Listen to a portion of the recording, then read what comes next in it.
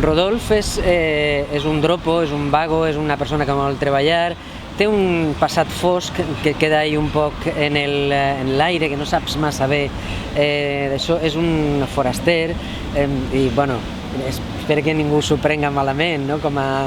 Però clar, si te toca fer un conte d'Almussafes no vas a treure un d'Almussafes que siga el malo de la pel·lícula, no? I és un personatge alcoholitzat, un personatge jo crec que desesperançat de la vida, no? I amb un fons de maldat també, però algú a qui la vida ha tractat malament i que d'alguna manera se rebel·la contra aquesta vida, però d'una forma estúpida, no? I sense... Ell no posa res de la seva part tampoc, no? Per una part és un malvat, però un malvat un poc abocat per les circumstàncies.